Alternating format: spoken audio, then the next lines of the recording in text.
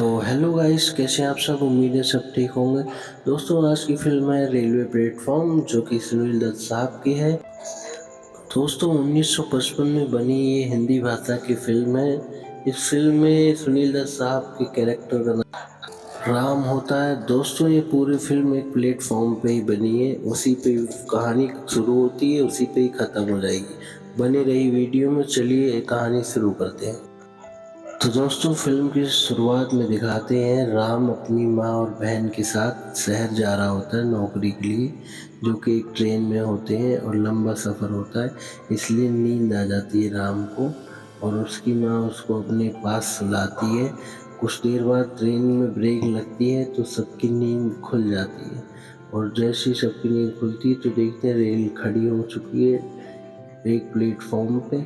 तो दोस्तों, राम उतर जाता है और उसके साथ पैसेंजर कुछ उतरते हैं। ये फिल्म की एक्ट्रेस है, ये भी उतरती है, ये राम को आवाज़ देती है। तो राम जाता है उसके पास, तो वो बोलती है कि मेरा एक सूटकेस है, उसको आप उतार देंगे। तो राम मना कर देता है और चला जाता है। फिर एक आदमी पीछे से आता है, वो बोलता है मैं उतार देता हूँ। पर हीरोइन जो होती है एक्टर, वो चली जाती है अंदर, बंद कर लेती है गेट और सोचती है कि ऐसा उसने क्यों किया। अगले सीन में दिखाते हैं दोस्तों, ये जो लड़की होती है एक राजकुमारी होती है और अपने घर पे एक लेटर छोड़ के जाती है। उसके फादर उस लेटर को पढ़ते हैं। राजकुमारी दोस्तों अपने घर से भाग चुकी होती है, क्योंकि उसके पिताजी उसकी शादी ज़बरदस्ती करवा रहे थे। अगले सीन में दिखाते हैं दोस्तों, ये सारे लोग स्टेशन मास्टर के पास आते हैं और पूछते हैं कि ट्रेन क्यों रुकी हुई है। तो स्टेशन मास्टर उनको बताते हैं कि ट्रेन इसलिए रोक दी गई है क्योंकि रेलवे ट्रैक पे आगे एक नदी होती है, उसका बारिश के कारण उसका बांध जो है लेवल ऊपर हो गया था और वो टूट गया था, इसलिए रेलवे ट्रैक उड़ गया। तो दोस्तों, यहाँ हमें पता चलता है कि ये यात्री सारे फंस चुके हैं इसी प्लेटफॉर्म पे, क्योंकि ट्रेन आगे जा नहीं सकती। दोस्तों, अब यहाँ पे दिखाते जॉनी वॉकर साहब की एंट्री होती है फिल्म में। इन्होंने एक राजस्थानी लाला का किरदार निभाया है, जो कि रेलवे प्लेटफॉर्म पे बनी दुकान पे जाते हैं और उस लड़की से बात करते हैं, उसकी दुकान को एक दिन के लिए खरीद लेते हैं और वो कुछ जलेबियाँ भी उठा के फ्री में खा लेते हैं। बाद में वो लड़की आती है तो उसको उसके पैसे देते हैं।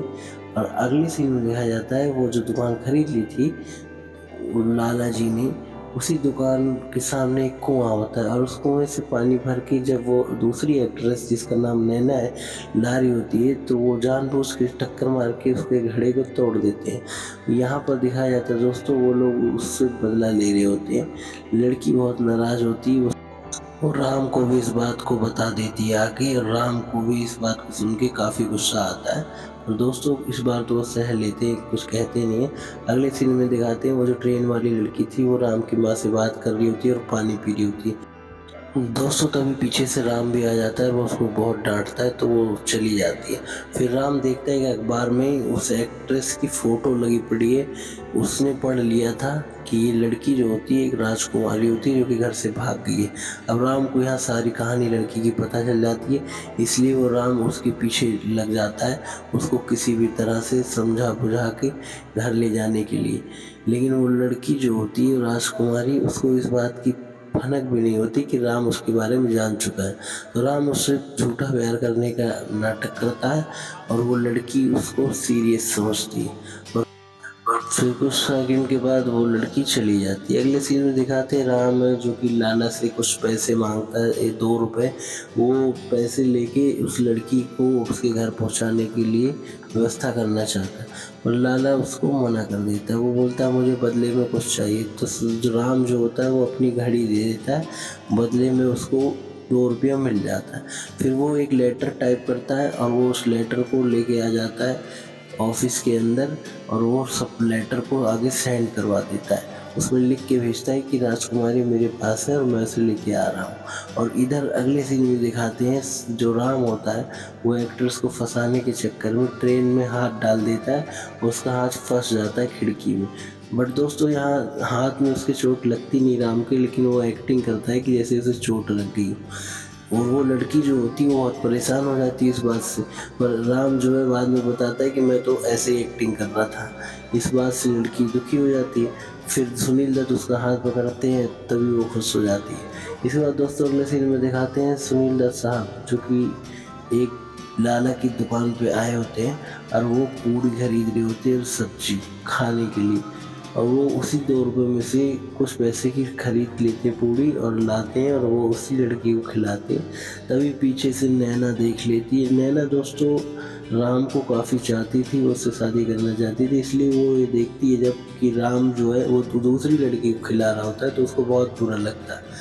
वो उसको मना भी करती, बट राम जो है वो नहीं मानता और वो उसको खिला देता है और फिर पानी भी पिलाता है अपने हाथ से। ये सब देख के नैना का दिमाग खराब हो जाता है। वो सोचती मैं इसको इतना चाहती हूँ और ये मुझको छोड़ के दूसरी लड़की के पीछे पड़ा हुआ है। इसलिए नैना से पूछती है अपने पड़ोसी से कि ये कैसे मानेगा, तो वो कहता है वो एक पैसे वाली लड़की है उसी के पीछे पड़ गया। इधर अगले सीन में दिखाते हैं कि राम जो होता है वो ट्रेन वाली लड़की को एक थप्पड़ मार देता है। वो थप्पड़ इसलिए मारता है दोस्तों क्योंकि ये सॉन्ग के अंदर दूसरे किसी लड़के के साथ डांस कर रही होती है। इसके बाद अगले सीन में दिखाते हैं नैना अपने सामने पड़ोसी को बोलती है कि राम मेरे साथ रहे, इसके लिए मैं क्या करूँ। वो बोलता है कि तुम्हारे साथ राम नहीं रहेगा क्योंकि उसका ध्यान सारा उस राजकुमारी के ऊपर। राजकुमारी जो होती है दोस्तों वो एक अच्छे घर की होती है, पैसे वाली होती है। ये बात पता चल गई थी राम को, इसलिए वो उससे शादी करने के लिए तैयार रहता है। अगले सीन में दिखाते हैं लाला को काफ़ी चोट आई हुई होती है क्योंकि वो पब्लिक से काफ़ी मार खा के आया था।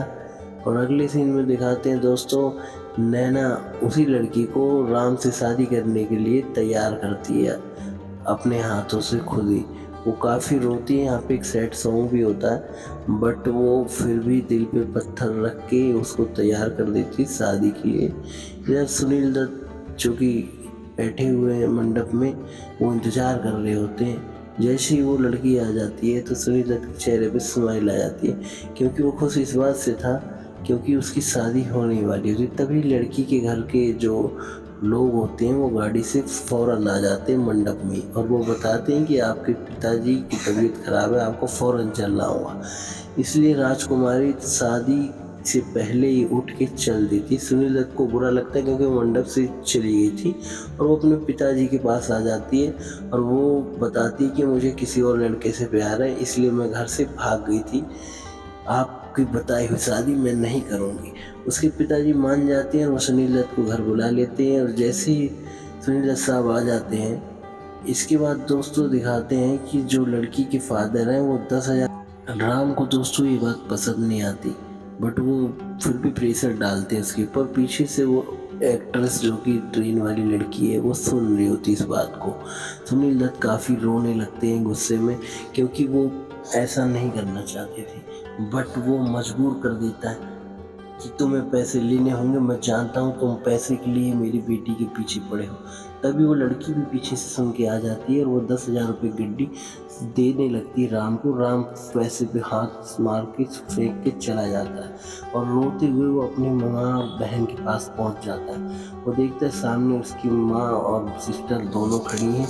वो उनको देखते ही उनके पास जाने लगता है और उन दोनों को गले से लगा लेता है और वो काफ़ी रोता है। इसके बाद अगले सीन में दोस्तों हमको दिखाते हैं जो राम होता है वो दोबारा नैना के पास जाता है और बोलता है नैना तुम मुझसे बात करोगी या नाराज़ हो मुझसे, क्या तुम भी मुझसे नाराज़ रहोगी अब।